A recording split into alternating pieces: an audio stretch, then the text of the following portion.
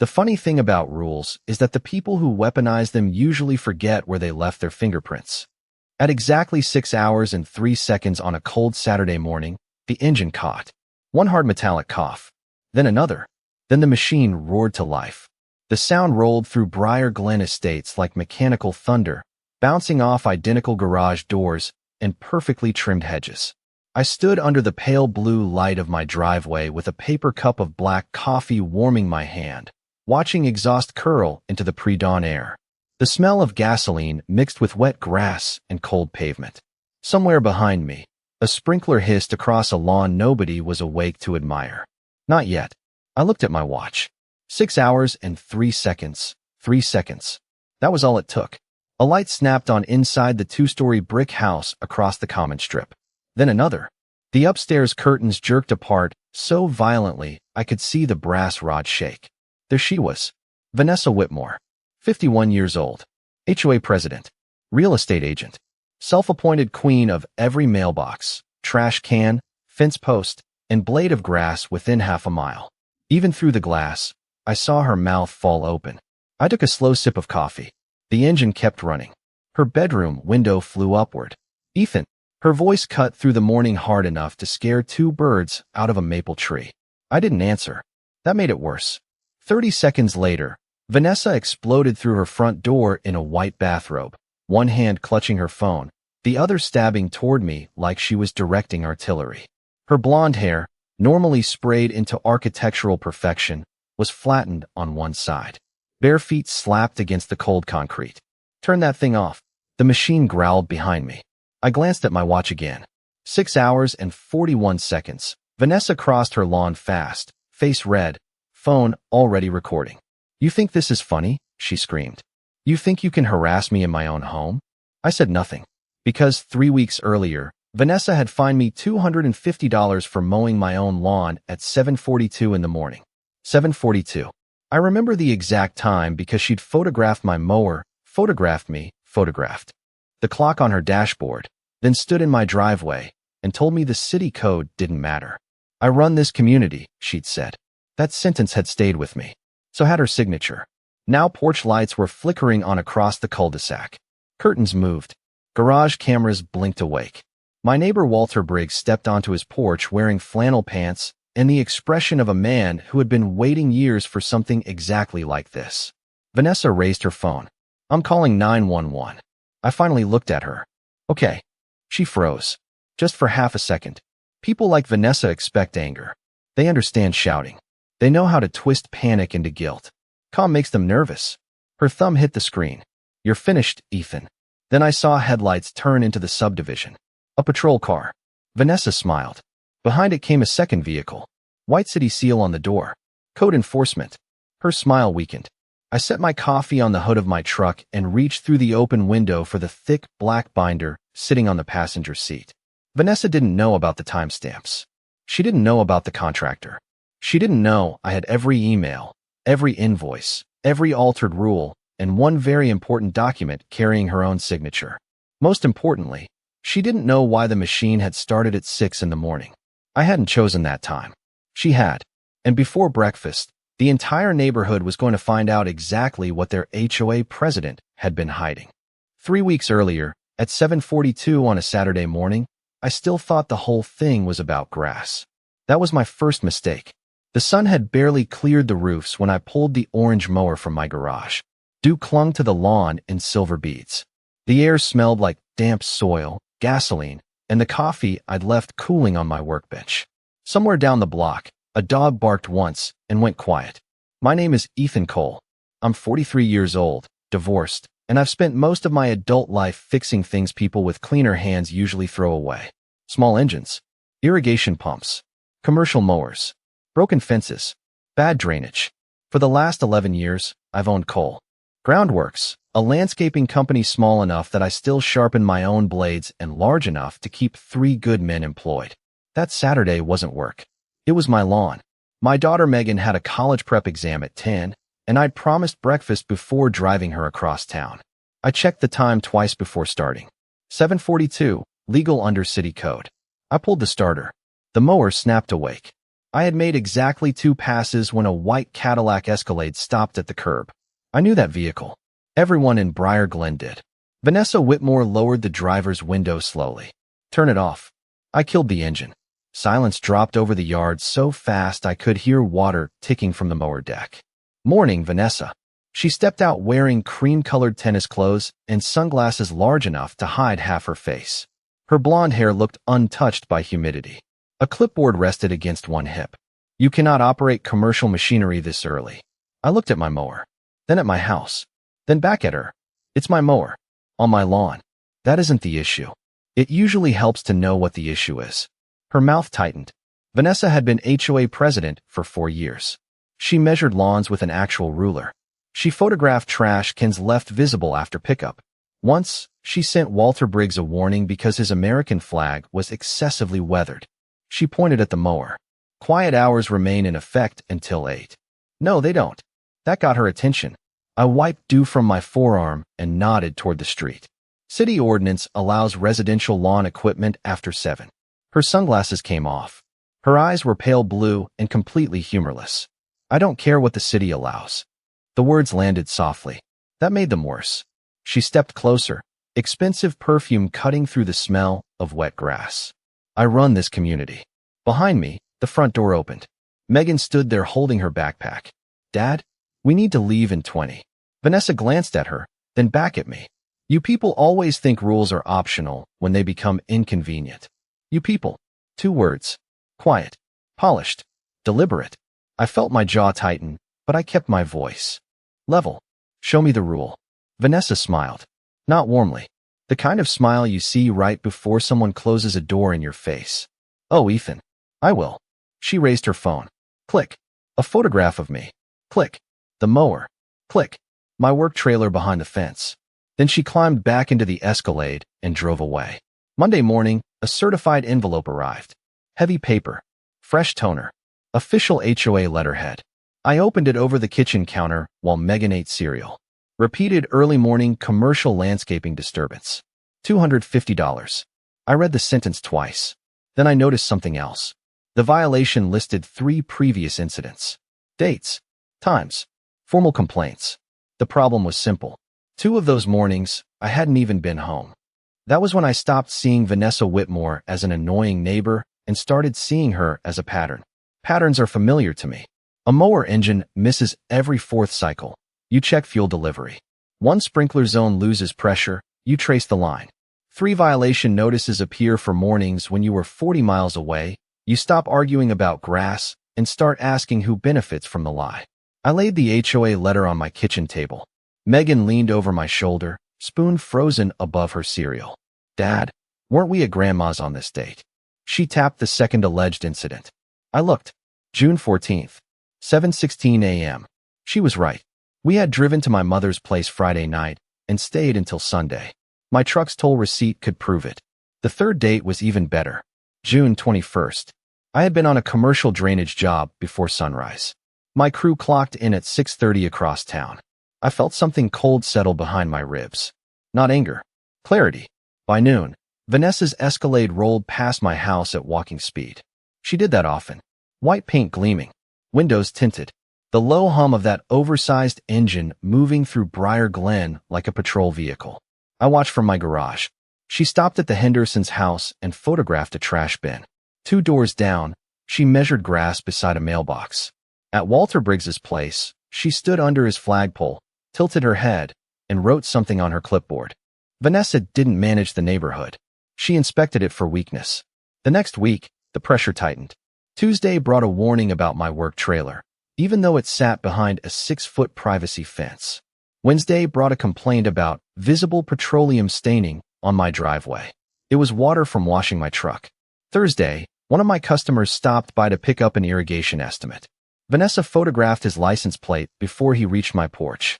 Then Friday happened. Megan was getting the mail when Vanessa pulled alongside her. I was inside the garage sharpening a mower blade. The grinder screamed against steel, throwing orange sparks across the concrete. I killed the switch when I heard voices. Vanessa's carried clearly. Your father needs to understand this isn't an industrial park. I stepped closer to the open door. Megan said, he owns a landscaping company. Yes, sweetheart. I know. That syrupy tone. The one adults use when they want cruelty to sound educational. Some businesses belong in appropriate areas. People move here to protect their property values. The metal blade was still warm in my hand. I set it down carefully. By the time I reached the driveway, Vanessa had seen me. Her smile appeared instantly. Ethan. Vanessa. Megan stood beside the mailbox, shoulders tight. I looked at her first. Inside, kiddo. She hesitated, then walked past me. Vanessa adjusted her sunglasses. You should teach her not to interrupt adults. Something in me went very still. You took a fake complaint, I said, added 2 dates when I wasn't home, and fined me for it. Her smile didn't move. If you disagree, request a hearing. I already did. For the first time, I saw surprise. Small. Gone quickly. Then she stepped closer, perfume sharp in the summer heat. You're making this much harder than necessary. No. I'm making you put it on record. Her fingers tightened around the clipboard. That was the moment I knew I had finally touched something real. Vanessa wasn't angry because I had broken a rule. She was angry because I had asked to see it. The hearing was scheduled for Thursday at 7 p.m., which told me almost everything I needed to. No, people with nothing to hide usually don't make you defend yourself in a windowless clubhouse after dinner. I arrived 10 minutes early carrying a thin folder. Vanessa was already there. Of course she was. She sat at the center of a folding table beneath a framed photograph of Briar Glen's stone entrance sign. 4 board members flanked her. Rick Halpern, the treasurer, kept rubbing his thumb along the edge of a yellow legal pad. 2 others avoided eye contact. The room smelled like burnt coffee, carpet cleaner, and cold air conditioning. Vanessa smiled when I entered. Mr. Cole. Not Ethan. Mr. Cole. That was for the audience. 7 homeowners sat in plastic chairs behind me. Walter Briggs occupied the back row with his arms folded. I placed my folder on the table. Vanessa adjusted a stack of papers. We're here regarding repeated violations involving early morning commercial landscaping activity. Residential mowing, I said. Her eyes lifted. Excuse me. My lawn. My mower. Residential mowing. 1 board member shifted in his chair. Vanessa gave a patient little laugh. This is exactly the combative behavior we've been dealing with. There it was. I hadn't raised my voice. Hadn't insulted anyone. Hadn't even sat down. But Vanessa needed me angry because angry men are easier to dismiss. So I pulled out my first page. June 14th. Your notice says I operated equipment at 7:16 a.m. Yes. I was 83 miles away. Silence. I slid forward a toll receipt and a gas receipt from my mother's town. Rick leaned closer. Vanessa didn't. Third-party complaints can contain minor timing discrepancies. 83 miles is a pretty minor discrepancy. Walter coughed into his fist. It sounded suspiciously like a laugh. Vanessa's jaw tightened. I pulled out the next page. June 21st. Same problem. My crew records show I was on a drainage job across town before sunrise. This hearing is not a courtroom. No. In a courtroom, evidence usually matters. The air changed. I could feel it. Vanessa reached beneath her papers and produced a glossy document. Briar Glen Community Tranquility Policy. I looked at the title. Never seen it before. She tapped 1 paragraph with a manicured fingernail. Noise-producing lawn equipment is prohibited before 8 a.m. I read it twice. No adoption date. No board resolution number. No amendment reference. Nothing. When was this passed? Vanessa leaned back. It is current policy. That wasn't my question. A vent hummed above us. Rick stopped rubbing his legal pad. I looked at the other board members. When was it voted on? Nobody answered. Vanessa's smile hardened. Mr. Cole, homeowners are expected to comply with community standards whether or not they personally approve of them. I opened the city ordinance. Municipal code allows residential lawn equipment after 7. She barely glanced at it. HOA standards may be more restrictive. Then show me the vote. Her fingers went still. For 1 second, nobody moved. Then Vanessa called for the board decision. 4-1. Fine upheld. I closed my folder. That was when Walter caught me outside. The parking lot smelled like hot asphalt and cut pine. Crickets buzzed near the retention pond. He waited until the clubhouse door shut behind us. Then he spoke quietly. Ethan. I turned. Walter looked back at the building. I've lived here 19 years. Okay. He nodded toward the glossy policy still visible through the window. I've never seen that document in my life. And just like that, My $250 fine became the least interesting thing in Briar Glen. The first leaf blower started at 6:18 the next morning. I know because the sound woke me before my alarm. A thin mechanical whine rose somewhere beyond the back fence, dipped for half a second, then climbed into that familiar high-pitched scream every landscaper recognizes before he's fully conscious.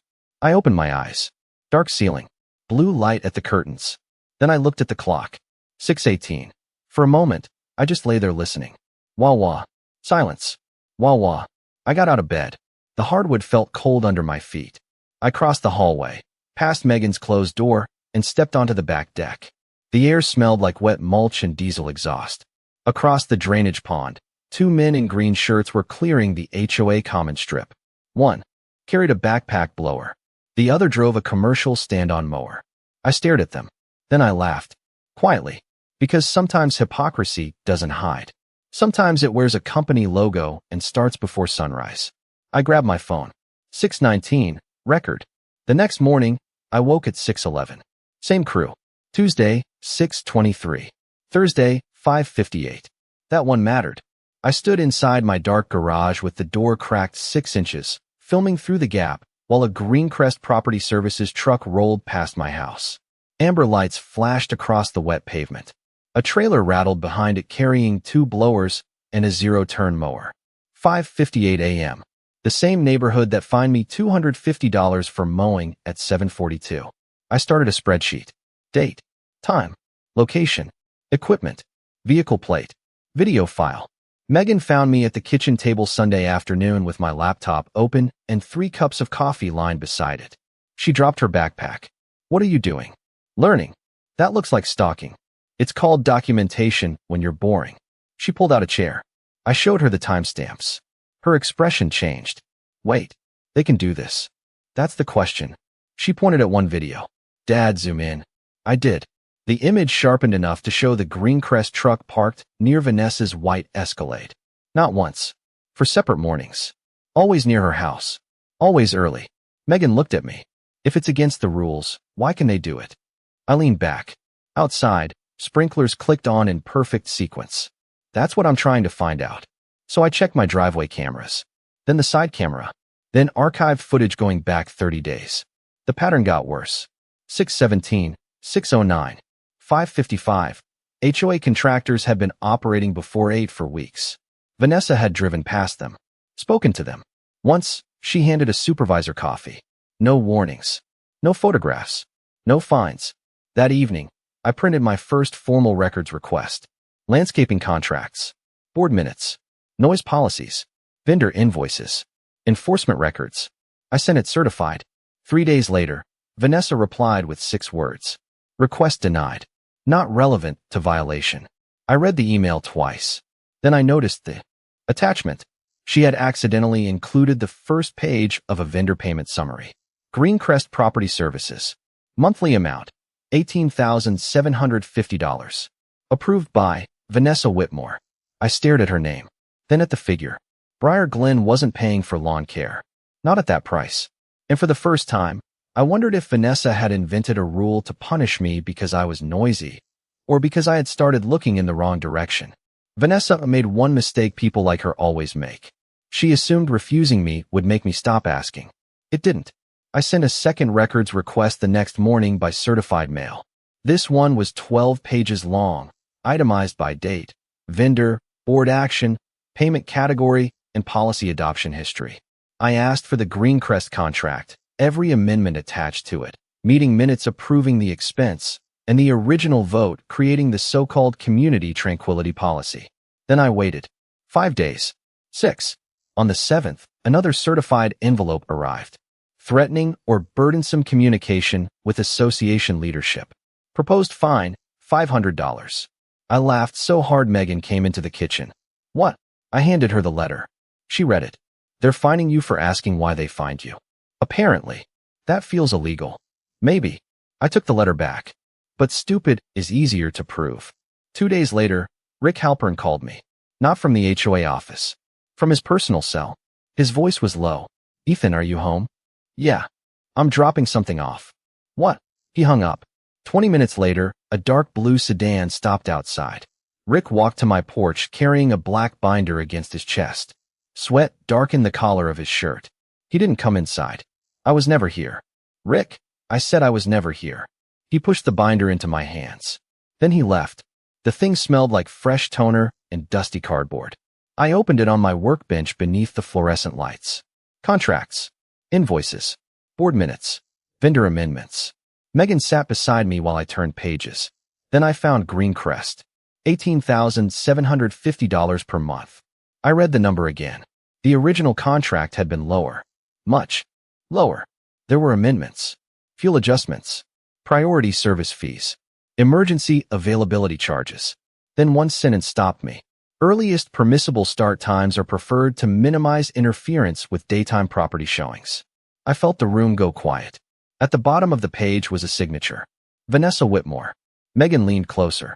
She signed that. Yeah.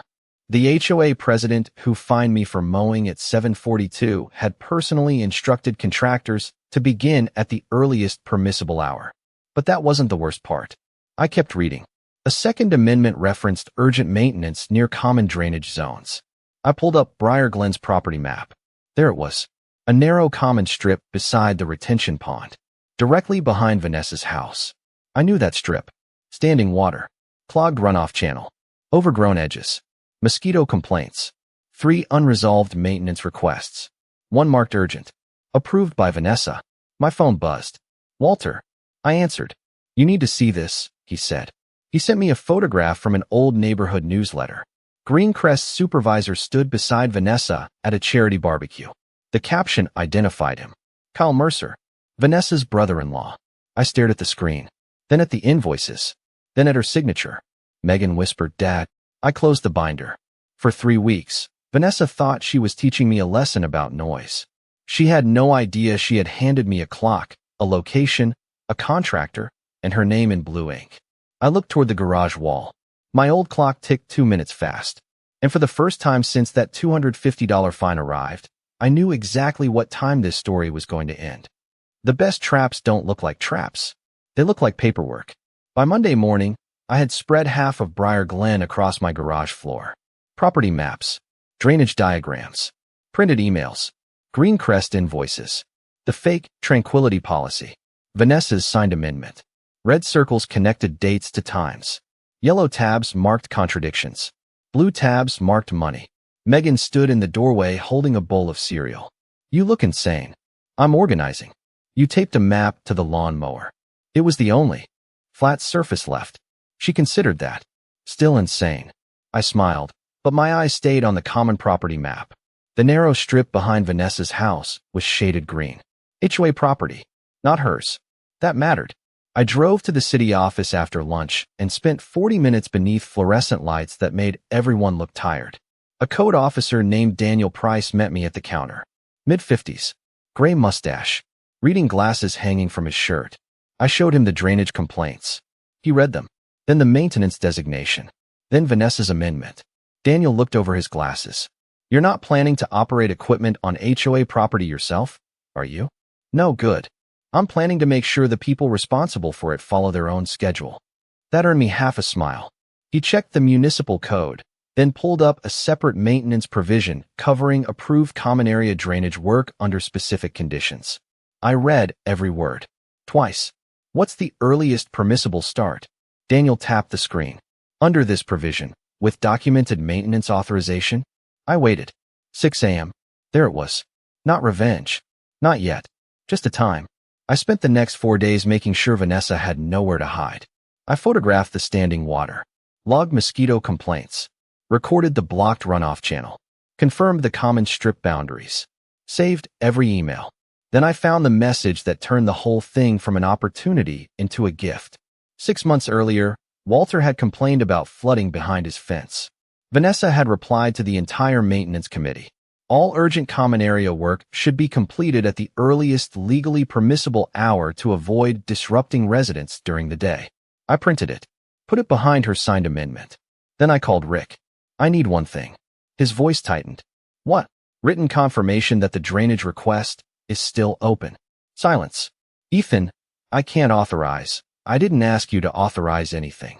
Another silence. I asked whether Vanessa already did. The next morning, an email arrived.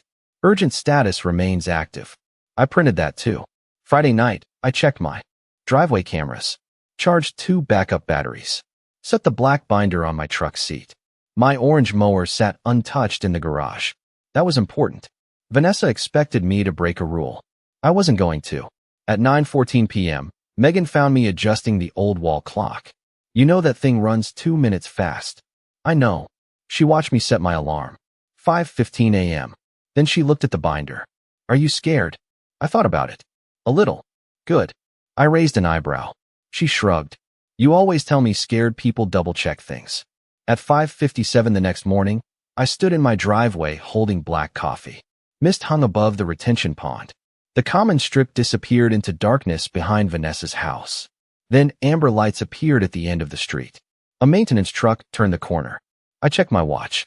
5 hours, 59 minutes, and 41 seconds. Across the neighborhood, every window was dark. For 19 more seconds. At 6 hours and 3 seconds, the engine caught. One metallic cough. Then thunder. The maintenance machine rolled onto the common strip behind Vanessa's house. Amber lights rotating through the mist. Wet grass bent beneath the tires. Exhaust drifted low across the drainage pond, mixing with the smell of mud, gasoline, and cold morning air. I stood beside my truck holding coffee.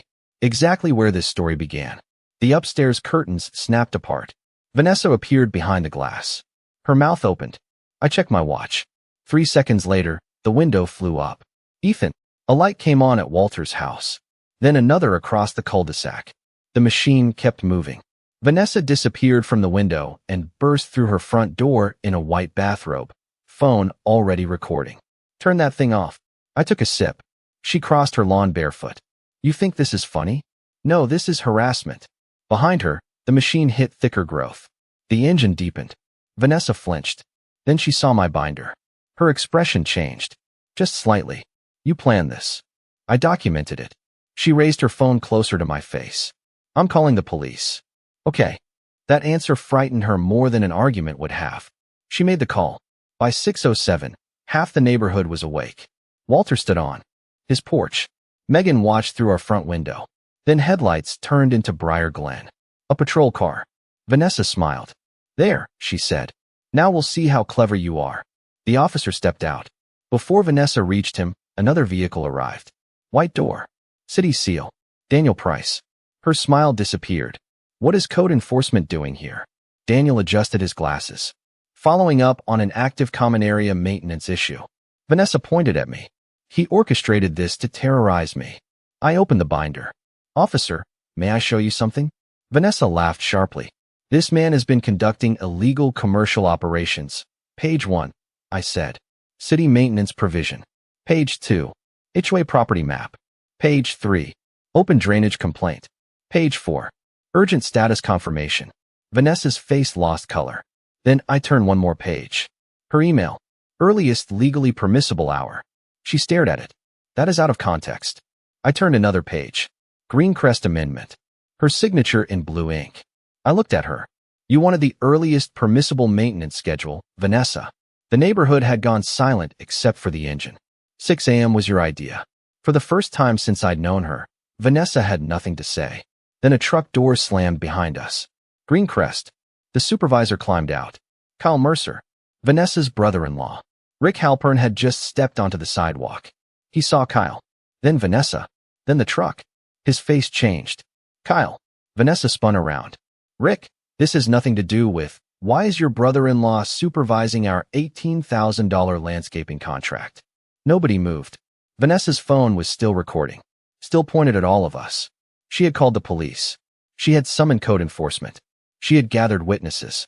And now, with one terrified turn of her wrist, she had recorded the exact moment her own board treasurer discovered the connection she'd been hiding. I closed the binder. The 6 a.m. wake-up call was over. The real alarm had just started. Vanessa's phone did what mine never could. It made everyone look. By noon, the video had reached half the neighborhood. Not because I posted it. She did. In her panic, Vanessa uploaded a 12-minute clip to the Briar Glen residents group with the caption, HOA president targeted by disgruntled contractor. The problem was the last 90 seconds. Rick asking about Kyle. Daniel holding the drainage file. Me turning to Vanessa's signature. Her own voice saying, "That is out of context." By Sunday night, residents were asking questions. By Monday morning, Rick called an emergency board meeting. The clubhouse was packed. Same burnt coffee. Same cold air conditioning. Different room. Vanessa sat at the center table wearing a navy suit and the expression of someone trying to hold a cracked wall together with paint. This is a coordinated campaign of harassment. Nobody answered. I carried in the black binder. Set it down. Thump. That sound changed the room. Rick opened with the Greencrest invoices. $18,750 a month. Then the amendments. Priority fees. Emergency charges. Fuel adjustments. Then the family connection. Kyle Mercer. Vanessa's brother-in-law. Vanessa stood. Family relationships do not constitute wrongdoing. No, Rick said. Undisclosed conflicts do. Her face tightened. Then Walter raised his hand. He had brought old board minutes. There was no vote adopting the community tranquility policy. None. The glossy document used to find me had never been properly approved. That opened the floodgates. Mrs. Henderson had been fined for a trash bin while Vanessa ignored another board member's identical violation. A retired teacher had paid $300 over fence paint. A young couple had been threatened over a work van. Selective enforcement. Again. By 9:17 p.m., the board voted to suspend Vanessa as president pending an independent review. Greencrest's contract was frozen. My $250 fine was rescinded. So was the $500 penalty for asking questions. 37 other violations were flagged for review. Vanessa left before the meeting ended. No speech. No clipboard. Just the hard click of her shoes across the tile. 6 weeks later, I was standing in my garage on another Saturday morning. My orange mower waited. Beside the workbench. I checked my watch. 7:42, same time. I pulled the starter. The engine snapped awake. Fresh-cut grass filled the air. Across the street, Vanessa walked toward her mailbox. She stopped, looked at me. For a second, neither of us moved. Then my eyes drifted to the old garage clock. Still 2 minutes fast. I smiled. Not at her. At the clock. Because Vanessa had complained I mowed too early. So I gave her a 6 a.m. wake-up call. Funny thing was, she wasn't the only one who finally woke up. The whole neighborhood did. That's what people like Vanessa never understand about justice. It doesn't need to scream. It doesn't need to threaten. It doesn't even need revenge. Sometimes it just needs timestamps. A paper trail. A witness who kept old minutes. A daughter smart enough to zoom in on a truck. And one arrogant person careless enough to sign her own name. Justice isn't loud. It's smart. It's patient. It's documented. And sooner or later, it starts exactly